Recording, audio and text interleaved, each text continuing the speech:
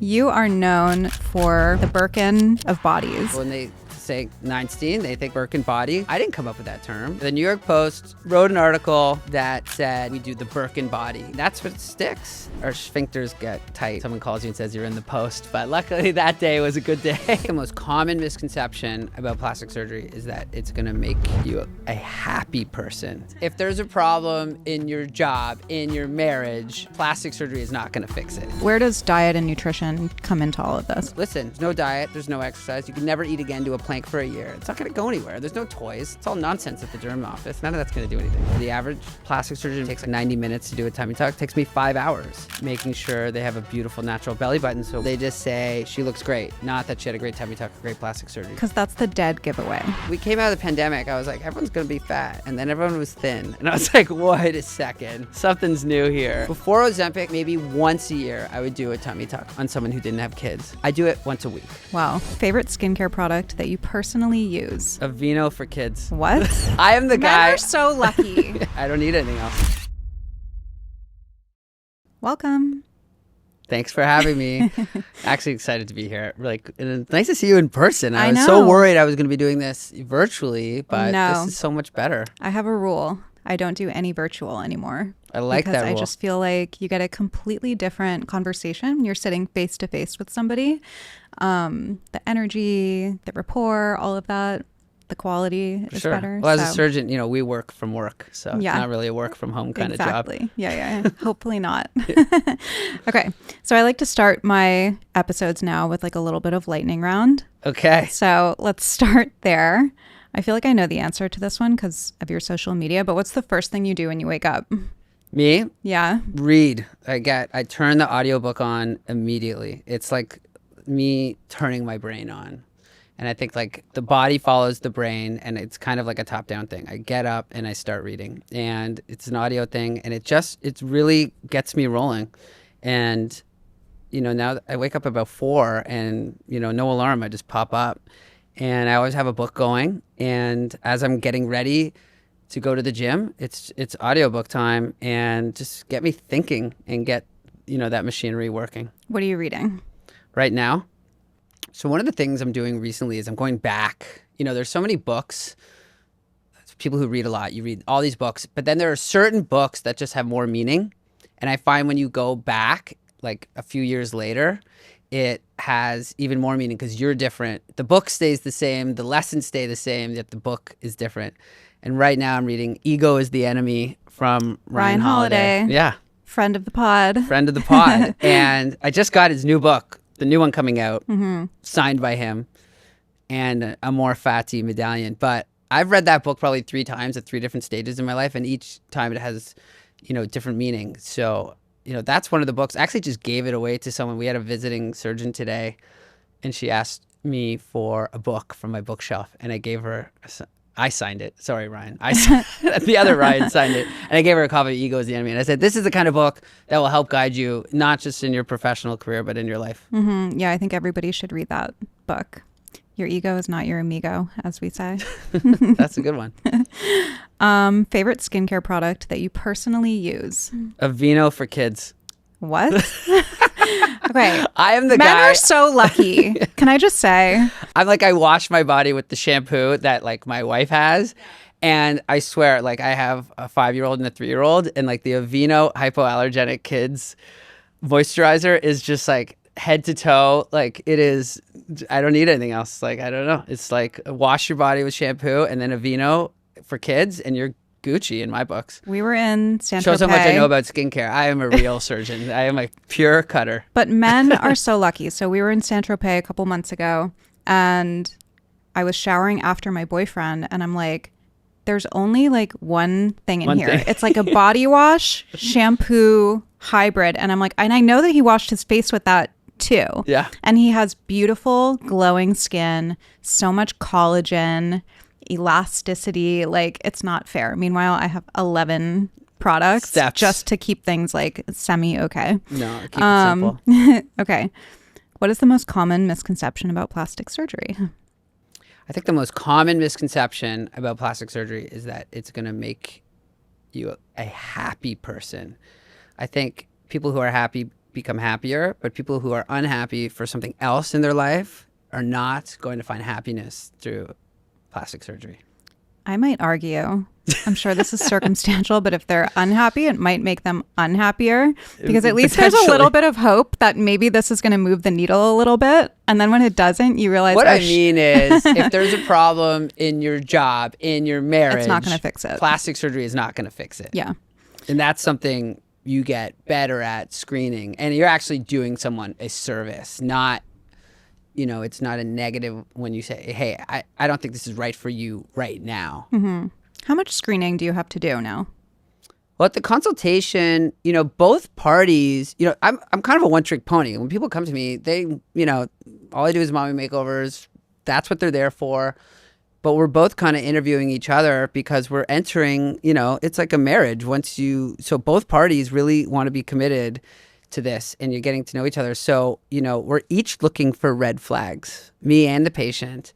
Again, not necessarily negative, just, it's a jigsaw puzzle of personalities, and you want them to fit, because post-op, usually everything's fine. But if it goes awry, you want to make sure you're going to be able to work through troubles together, collectively, and move it forward. What are some red flags that you look for, and have you noticed a change in people's perception of themselves with the rise of social media?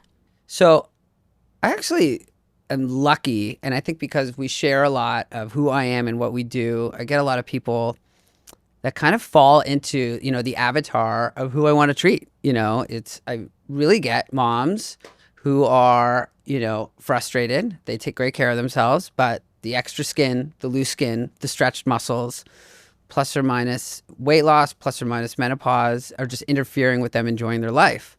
And luckily, because we're constantly sharing that, we do get, the people that fit into that. Again, when I'm meeting with patients, the things I'm looking for, obviously, it's easy to say someone who's wants an unrealistic expectation, which is actually just kind of a bad sentence, because obviously we're all striving for perfection. Going for perfection is unrealistic, but if you go for perfection, you might catch excellence along the way, and that's really the goal. But people who show you a picture and say something like, hey, I have to look like that, I don't really need to see the picture, because I know you're never going to look like that. But people say, when someone says, hey, this is what I like, that gives me a sense of what, their aesthetic. And we want to make sure, I share that aesthetic philosophy. And then motivations too. Again, you want to look at all the things going on in their life. If they've recently had a breakup, if there's, a lot of, is relationship based. People, see us sometimes.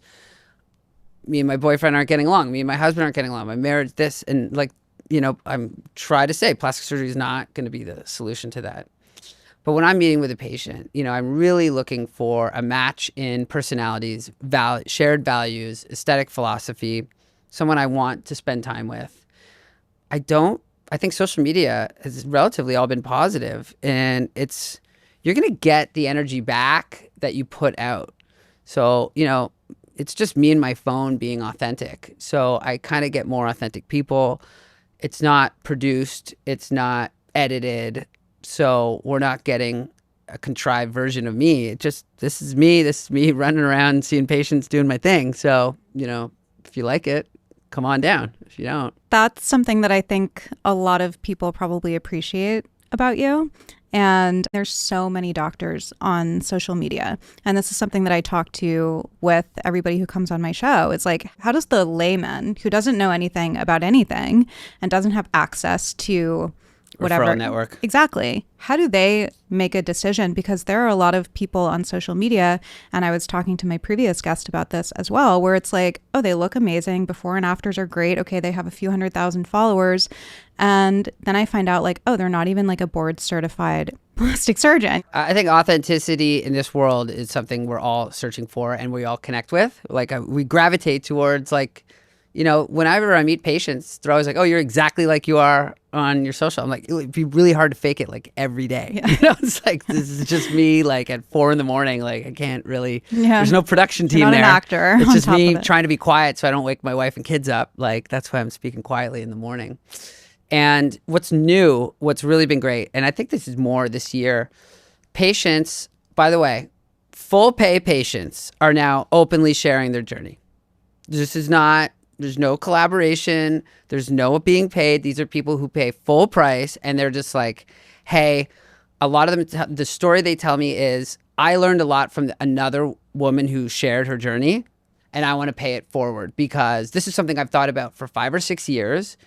And I see all your posts and everything looks amazing, but like, I wanted to hear it from an actual patient. So now it's, people, there's people on my Instagram right now who are like recovering, and they're sharing like daily, and they're answering people's questions, and, it really helps people get a true sense. I say, to my staff, I'm like, when I say something, it's marketing. But if you're a patient and say it, it's truth. No matter if we're saying the same thing, like, that's the way the world is. I say it, it's marketing. You say it authentically, it's truth. And this new shift of full pay, they have no incentive. There's nothing. No one asked them to do anything. They are not getting anything from it. That's really authentic, and that's helped a lot of people. Yeah. And I was going to say, that's marketing you couldn't even pay for. Like, I mean, you could, but like, that's what everybody would hope to have, that kind of testimonial. Yeah. I mean, listen, you have to create something of such value that someone wants to share. And that's not easy. Hard work is, people ask me all the time at conferences and stuff. I'm like, what's the secret? What's the gimmick? It's like, it's really hard work. Like, I get up at 4 a.m. I'm really dedicated. I'm hyper focused, and like everything we do, our COO Mitch is here. He's literally like, every question that comes to me, the answer is no. Like, it's like someone opens my door, no, and it's like why? Because behind every no is a more meaningful yes. And literally, unless someone comes to me saying, I'm going to make the operation better or the patient experience better, like, I don't want to hear it, because like that's the only thing I'm thinking about. And if you do that for a decade, you can make a real meaningful impact. But most people don't want to do that. Yeah, they want a shortcut, right? One of the things I realized in life, and I can't remember who I heard it, probably Hormozy, because I hear a lot. Mm-hmm. But like, there's a big lag time from when you start acting like a winner to when you start feeling like a winner. And most people aren't willing to wait that time, because I've been getting up at 4 a.m. and working 16-hour days for like a decade. And like the first 6 years, nobody cared. Nobody came, very few people came, but I didn't give up. And, when I tell people that's the deal, do the same thing, and it's probably going to take you 6 years or so, they look at me like I'm a crazy person. Like, are you willing, I think that statement of, just a huge lag time between acting like a winner and being a winner and feeling like a winner. And very few people are willing to do that, because it's just loneliness. Yeah. For a long time. And you're trying to wonder, is this going to pay off at some point? Self-doubt. Yeah. Yeah. But if you have to, that's where like the grit and resilience comes in. It doesn't matter what you do. Yeah. Just take a long time. Whatever people think, it's like going to take longer. I think Bill Gates said like people overestimate what they can do in a year, and they underestimate what they can do in a decade. Like, you got to think in decades, not in years. So if we're looking at your last decade, in the first 6 years, you felt like you were just kind of grinding and grinding and grinding. And then I would assume that you started feeling like you were progressing, making progress, making strides, whatever. In the last 3-4 years, that's also when you had kids, right? Because last time you were on my podcast was like 3 years ago. So it's interesting that I had one kid. Yeah, now I have another kid. Okay. So that kind of coincides around that same time. Do you think that experience impacted how you were showing up at work, or vice versa? When I think of the last decade, when it started, me and my coordinator Bella alone, like in a dental office, to now a staff of over 50 with our own surgery center in 2 locations. I feel like at the beginning, it was about the destination, meaning like I really would think about like what I wanted to be. And then kind of halfway through is about the journey, kind of accumulating people, accumulating, office space and everything to get to that destination. And now that I'm like, near the end of this decade, it's not about the destination. It's not about the journey. It's about the people in my life. It is about the people in the office. It is about the people at home. And it is about helping people grow at work, because people, just like since the last time I saw you, I've had a child. I have a lot of people who came to work for me single who are now married with kids. So now this is a lot more than just like you're the new nurse. It's like you're part of the family now. Like we have almost zero churn. People, unless they're like moving, they don't leave. So, I take that responsibility seriously. And then at home, it's about the people too. It's about, cultivating and watching these relationships with your kids, watching them grow and maintaining the relationship with your wife. It's definitely not easy. But how do you balance that? Because you've said that you can have it all, but not at the same time. Yeah. And I agree with that. You can have it all, but you can't have it all at the same time. So, it really comes down to your partner. And one of the most important things, you and your partner have to be really on the same page. And even if you agree, it's still hard. When, my wife knows that like somewhere between 10 and 20 years of our life together, like I'm all in on this, and there's benefits for the family, but like the negative is, I can't work part-time as a surgeon. My days are 12 to 16 hours. Like I can't really get home for 5 o'clock dinner. I'm not going to make a lot of, things I want to go to. That is a sacrifice. And it's like, we're going to do that for a while, because then there'll be at a point where I'm going to be much more involved at a different stage. But you have to have open communication and agree upon it. Because I've seen this before where, I'm sure it's the same in any field, but I've seen it in surgery where you have a surgeon who's, gung-ho, wants to go hard, and the partner is like, no, thank you.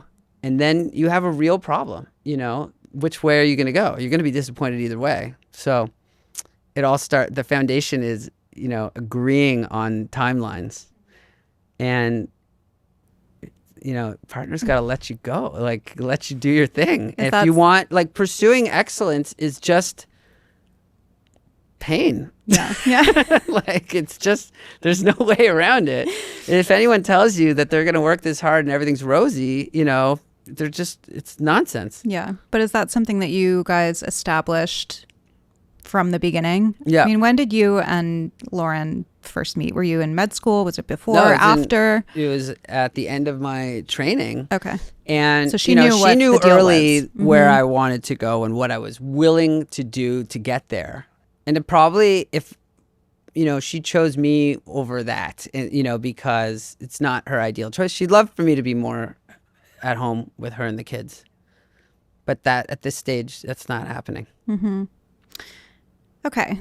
Let's talk about the work, because you are known for being the guy for body work, right? Like the Birkin of bodies, essentially. Yeah, the New York Post a few years ago wrote an article, and like our sphincters get tight when someone calls you and says you're in the Post. But luckily that day was a good day. Yeah. And the Post wrote an article that said, we do the Birkin body, and associations are real. Like people get that, I didn't come up with that term. That, the Post and then Airmail recently interviewed people, and they're like, that's the Birkin body, and that's what sticks. And, people understand associations. So when they say Neinstein, they think that's the Birkin body.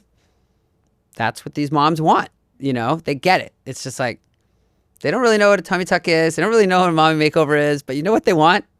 Birkin body. Yeah, yeah. They want the Birkin body. It really is association. It's really simple. Yeah. They're like, it's like Pavlovian. They're like, you're the guy. Just do that. Mm-hmm. Just make me look like that. How do you walk the line between enhancement and changing, right? So, I really like the mommy makeovers because they have a real problem. There's no gimmick. There's no fad. It is a timeless procedure. Like when you have extra skin after babies, like you're stuck with it the rest of your life. And if you take care of yourself, like it sucks that you can't wear anything showing your tummy the rest of your life. Never comfortable going to the beach. If your muscles are separated, which they almost all are, and you have a pooch, like you have to suck in or wear Spanx the rest of your life. Like these are real problems. Like it really interferes with their quality of life. It's not subjective.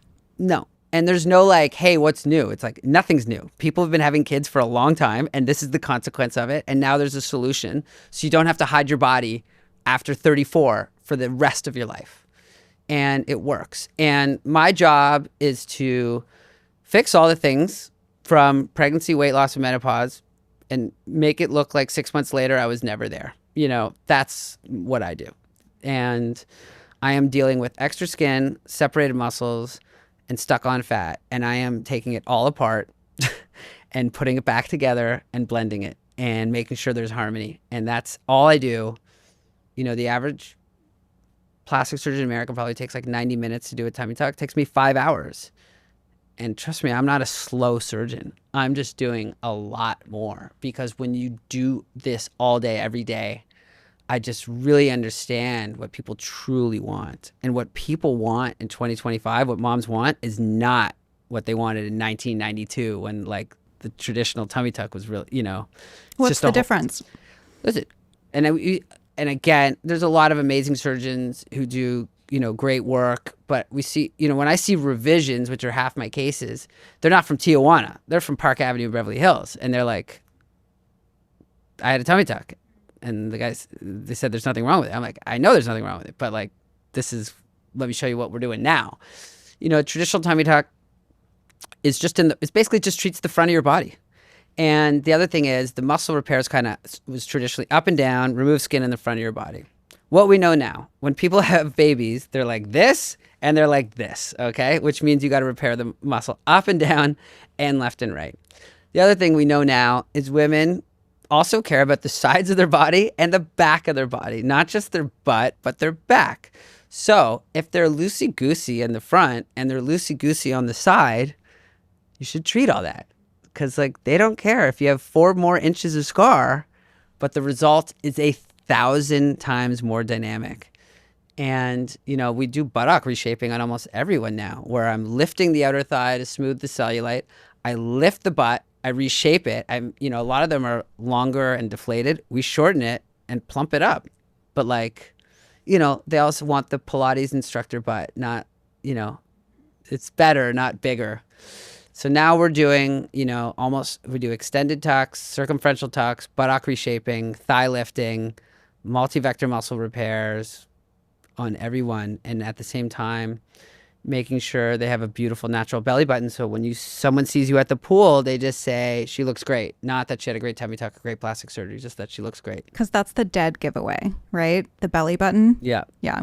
So circumferential tuck, that's all the way around. All the way around. Extended is what? Just It's depends? Around the corner. Okay. Because so that's getting almost the sides. Everyone's getting an extended because they want the thigh. Okay. A traditional tuck just removes skin in the front, does a little lipo on the sides. People don't want their waist thinner and looser. You know what they want? Tight. Everything. Tight. Like, I know. Tight. I know. Listen, the patients that come, they're like, I don't see people. I know you're going to think I'm nuts. And a lot of people, they don't care about scars. They're like, I've seen your scars. They fade. My patients who have 5 kids, 4 kids, 3 kids, they wear string bikinis. You know why? Because a year later, that scar's gone. And they have a flat tummy, they have a narrow waist, and they got a perky butt. They wear whatever they want for the rest of their life. These surgeries don't need maintenance. They don't need oil changes. They last. They don't, you know, you don't get a second one. You know, I wish they did, but they don't. These are good surgeries to get. They want it all tight and they want it all to look good. Like, you know, it's a dead giveaway now. Like the cases come in, I don't even need to like talk to them. I see what they had. I can tell who did their operation. I'm like, you had a traditional tuck and I get it. Let me guess. You don't like your waist. You don't like your butt. You don't like your back. You don't like your thighs. Correct. All right. And the muscle repair, you know, is never tight enough in the right vector. There's not a lot of people who spend this much time and energy, literally a decade on one operation, but I do. Because people keep having kids, so moms aren't going anywhere. You'll never be out of a job. Moms aren't going anywhere. Ultimate job security. Correct. As long as people be having kids. Although I did see in some country that they said that they now have robots that can carry babies. So I don't know. Well, we'll do robot mommy makeovers. Yeah. I mean, listen, I get mommy makeovers and people who have surrogates. They're like, I still want a mommy makeover. I'm like, all right, whatever. Yeah. Okay. So anybody can get this. You don't have to be a mom, right? Like, Correct. Who is the ideal candidate? Listen, given the GLP-1s. Oh, yeah. Yeah. Huge. It was like before, we came out of the pandemic, I was like, everyone's going to be fat. And then everyone was thin. And I was like, wait a second. Oops. Something's new here. Okay. So everything changed when the Ozempics and everything came out. Before Ozempic, I maybe once a year, I would do a tummy tuck on someone who didn't have kids. I do it once a week. I do a couple hundred a year. I do young people in their 20s who lost a lot of weight. I do a ton of women in their 40s who, really working hard and Ozempic helped them lose 40, 50 pounds. I see a lot of people after menopause who menopause made them a little loose and then Ozempic made them really loose. Again, never had kids. So young people, middle age, old age, all at the end of the day have just loose skin. So listen, there's no diet, there's no exercise. You can never eat again, do a plank for a year. It's not going to go anywhere. There's no toys. It's all nonsense at the derm office. None of that's going to do anything. If you got hanging skin, just cut it off. No lasers, nothing. No tightening. No. Nothing. We tighten by cutting and pasting. But there is technology, though, correct? When you do the cutting and the pasting and the lipo and the transfer, I mean, what about J-plasma? Do you do J-plasma? It's not for loose skin. We cut it out. I cut it out. It's your patient population. Here's the deal. And maybe I see a lot of, type A women, but it's binary in surgery. You win or you lose, okay? And I have yet to meet a mom happy with 30% of her skin removed or 30% of her looseness gone. You're either tight or you're not.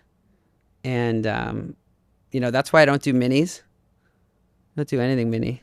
Like a mini tuck, we don't do those. Because, patients, we don't even see them. They come to our office, we just tell them on the phone, we don't do that. Look at the results. I show lots of people who had minis elsewhere. We convert them. It's really a minimal scar. Yeah, short scar below the belly button. I'm like, yeah, you had 20% of your skin removed, 10% of your problem solved. I've yet to meet anyone who's really satisfied with that. I'm not saying it is a forbidden operation. I'm just saying I'm not going to do it. I play to win. And if you're going to have the cost, the risk, and the downtime, you got to come out better on the other side. Because even a mini, you still have risk, infection, bleeding, blood clots. These are real. When I'm seeing patients, especially in revisions, in my mind, it's just this balance, pros and cons. It's got to be like this. The upside's got to far outweigh the downside. If they start getting close at all, I'm out. People, if someone says I'll only do a mini, I say, I'm not doing it because I don't see the benefit outweighing the risks. I feel like we did go through this era. Maybe it was more in facial aesthetics, but where it was mini, less invasive, yeah, minimalist. And now it's changing a lot, and you're seeing people be more open about procedures that they've done, be more forthcoming and transparent. And I think there is more education and more people like yourself who are speaking about, the pros versus the cons. Yeah. When I look at the best surgeons in the country, the people I admire, they do traditional operations. Yeah. They do facelifts, they do breast lifts, they do tummy tucks. Yeah. No name to it, no gimmick. I was going to say the name. They don't have a name. The naming is ridiculous. They just do they do two things. They do a classic operation, three things. They do a classic operation, they're probably hyper-focused, that's all they do, and then they take really good care of their patients after. That's it. There's nothing more to it. Breasts are falling on the floor, you lift them up. Tummy stretched, loose skin, tuck it. Face falls, lift it. People now realize the difference between minimally invasive, less invasive is it's just the paradigm. It's just so far from real surgery. And the costs, that stuff still costs a lot. And it damages your tissues. Maybe it damages it in the right way, but I think people just really want real results. And they're willing to do, they'd rather have one big operation and be done with it than play with the stuff. We still see people, I see cool sculpting complications from all this type of stuff. And they're all, every time, why didn't I just come to you first? But I get it. You know, if you could get surgical results without having surgery, I mean, who wouldn't want that? You would be out of a job. Correct. Let's talk arms. Because you're also known for your arms. I love this. Ballerina arms. Yeah. I used to think like flowers or diamonds was like the way to a woman's heart. It's like, no, just give me skinny arms. Yeah.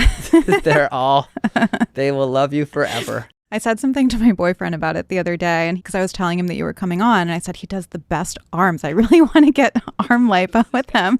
And he said, what? Why would you want your arms to be skinny? I'm like, you don't get it.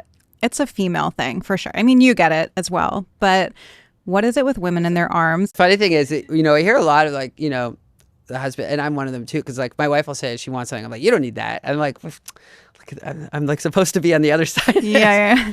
But I I also always biased joke, to the people we love. Somehow this like me. A lot of the times, like the partner or husband will come to the consult and be like, "I love her the way she is." I'm like, "Listen, man, if your like private part was looking weird after pregnancy, like you'd fix it. Yeah. And even if she's like, I like your weird. Yeah. You'd be like, great, I'm still gonna fix it. Yeah. It's true. He's like, all right, I get it. Yeah. Do it.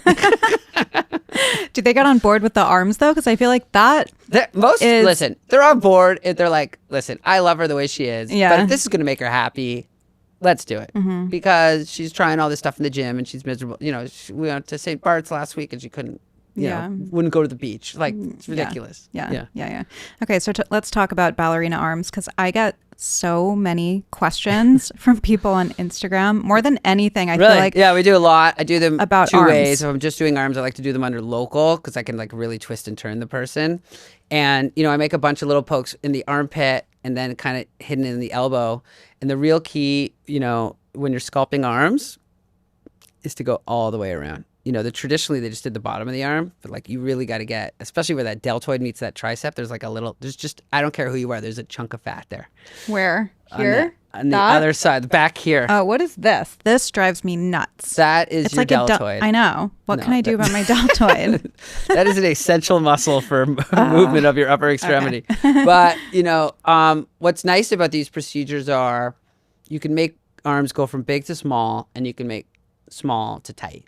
So, you know, there are people, we see a lot of people with, you know, thinner arms that just need a little bit of that stuck on fat removed to give them that contour they like. And I know it might seem a little, you know, gimmicky or ridiculous, but you know what? Like, I get people who are like, I don't feel comfortable showing my arms in pictures. And now, like, at my wedding, like, I was so excited to take my wedding pictures. It's a big thing. Being a woman, it's a big thing. Yeah. Arms. And I think men just don't understand. Like, you guys have other hang-ups. I get it. You get it because it's your job. Every day. Yeah. But I think I really see, you know, you'll see women who come and, you know, they're always hiding their arms, and then you do their arms and they're like always showing them off. And they're like, they love it because it changes the way they interact with the world. So what do you do though for somebody if they're already thin and you do lipo? What do you do about excess skin? Because you're not cutting it off in that. So, I mean, this is like, you really need to go to someone who really knows what they're doing. So, you know, when someone sees you for anything, you're trying to see, it's like, do you have extra fat? Do you have extra skin? Do you have both? Are we going to remove one, the other, or both? So you're playing this game. You know, younger people is more fat removal alone with a little bit of the Renuvion and Invasive. We're going to melt the fat. We're going to tighten the skin. As you get a little older, we're less aggressive with the fat removal, kind of a reduction, because you don't want to take too much fat because then you'll really loosen the skin. So you're trying to make the arms smaller, not necessarily as sculpted. And then, you know, all my 65-year-old plus patients from Palm Beach, they're just like, cut it all off, doc. Really? Yeah. And where does the scar go for that? So it goes between, like, it's hidden on the inside of your arm. So like in a conversational, from the front, the side, and the back, you can't see it. Like only if you're doing the YMCA. Mm-hmm. But like they fade. Mm-hmm. But I'm telling you, I do it for massive weight loss patients. Yeah, we do both arms at the same time. I don't know. Yeah, we do both arms. What is that elbow surgery, right? Where if you do elbow skin, where you do one at a time because you have to bend your... we don't really do that. But we definitely do both arms at the same time. That reminds me of the Dumb and Dumber skit where they're like, when he goes to the gas station and he's like, nice skis. Yeah. They're both yours? Yeah.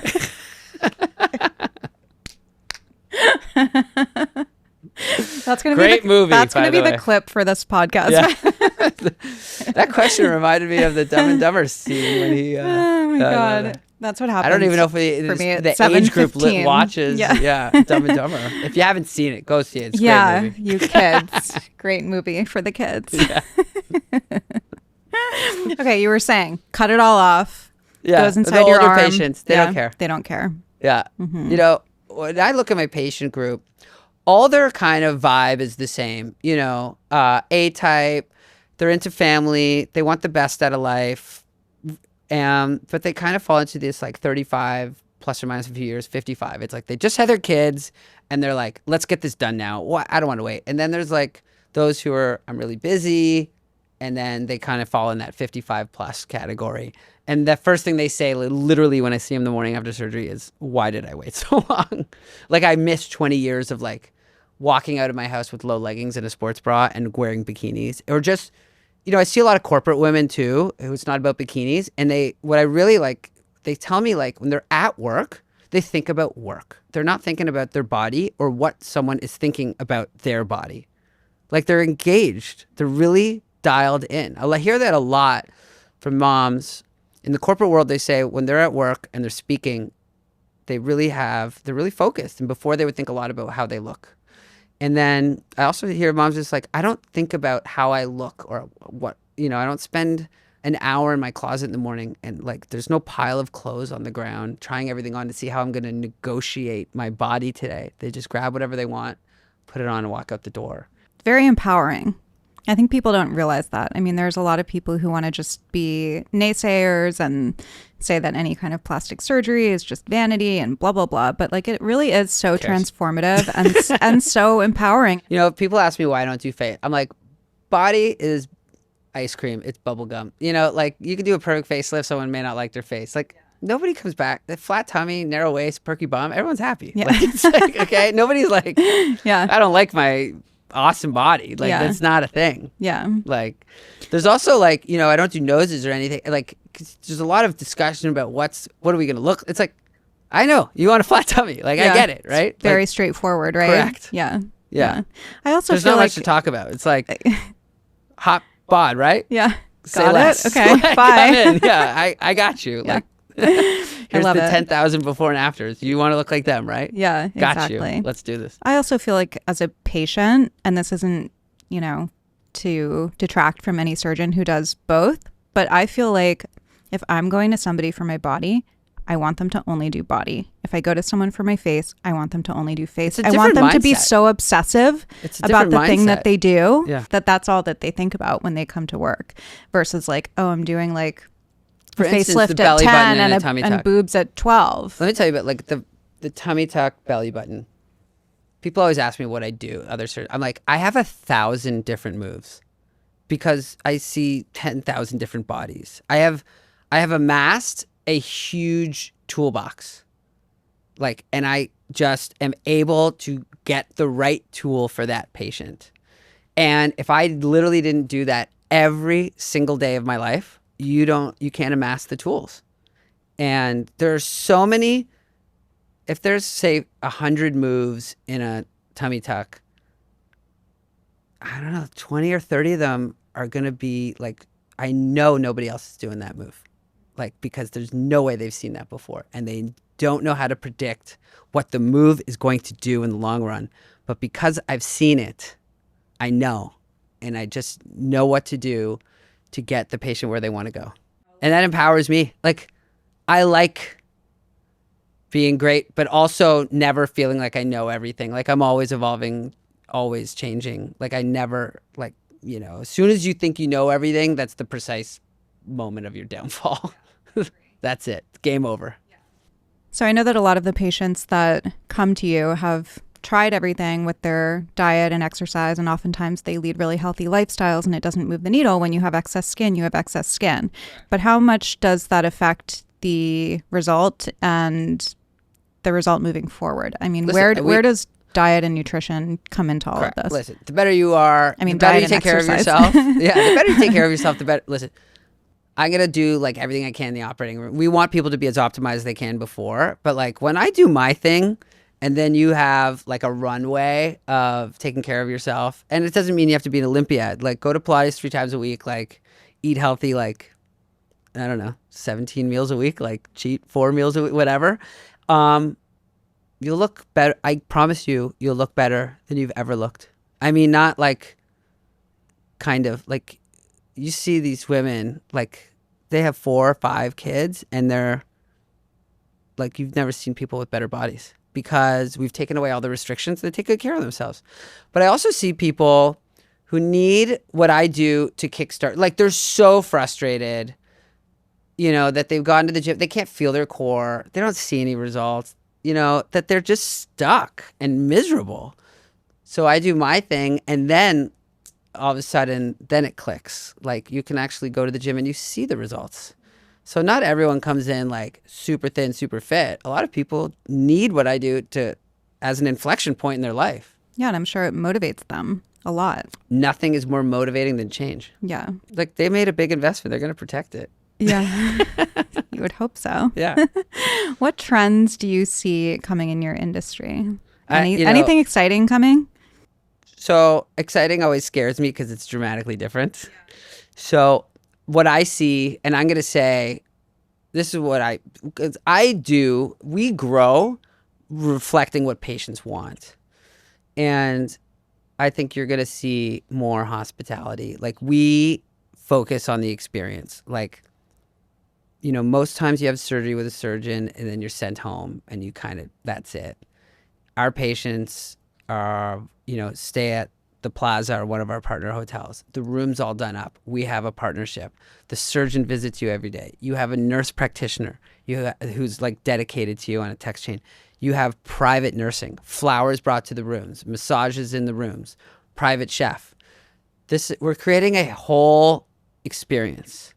You know, you've had the kids, you've done it all. Like, get pampered while you're having your major operation. You're making me want surgery now. I want a chef and flowers. Who the heck wants to be cut in half and sent home? What partner? Yeah. I wouldn't want to take care of my wife after telling me that. Like, that is for the nurses. Like, I don't like. Plastic surgery is glamorous, but at the beginning, it's disgusting. Yeah. Yeah. I feel like also the patients love it. Men don't do well with it. No. Like what are you going to give them the like, it's like giving you the instructions to like a plane and saying to fly it. Yeah. No, this is, I do complicated surgery. Yeah. Like, this is no joke. It's a little terrifying. That's why we have this whole system. Yeah. And our nurses have protocols that we've established, like hourly checks. They're not just there to be your friend. They are checking everything, vitals, medications. Like, we are ready to rock here. And that's how we get not just the predictable results, but that's how patients who wouldn't have done this elsewhere, they want not just the luxury experience, they want peace of mind, safety.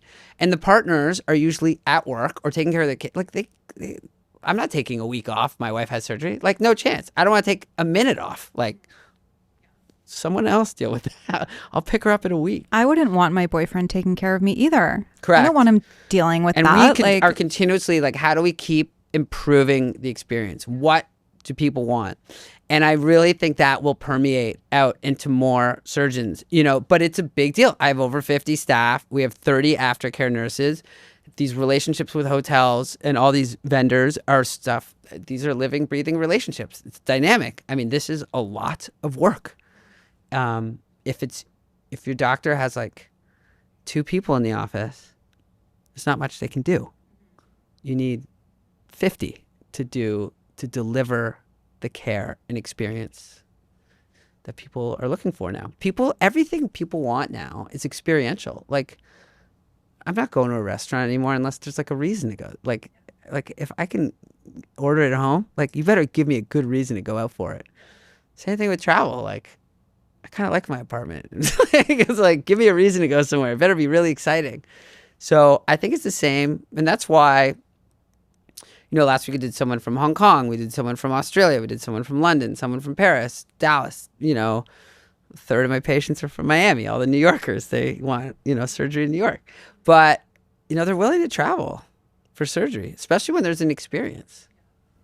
Yeah, like I said, you're selling it to me. I'm like, ooh, what can I do to get this experience? Well, always find something. Yeah. Well, since you have such a discerning eye for others, has it affected how you look at yourself at all? No, I use a Vino Kids moisturizer. Circling on my back body. on that. No. You know, with me, to me, you know, as I get older, staying physically fit and disciplined is like just absolutely, you know, essential and becomes more important.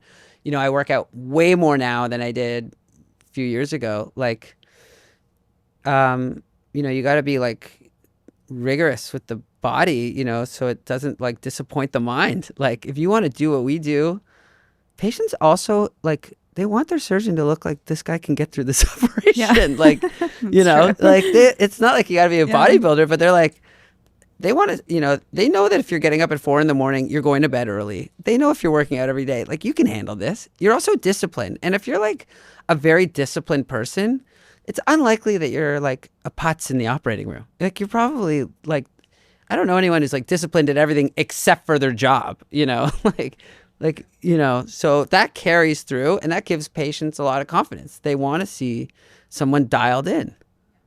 These are big deals. These are big surgeries. Like it's got to be, you know, every day is our Super Bowl. Mm-hmm. I love the respect that you have for it. I mean, we talk really about it all the time out. In the office. Like, I know it's Tuesday to you guys. This is the biggest day in her life.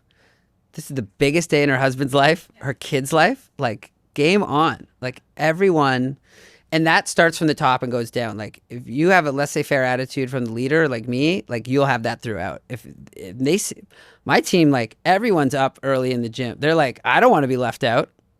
Like, I don't want to be.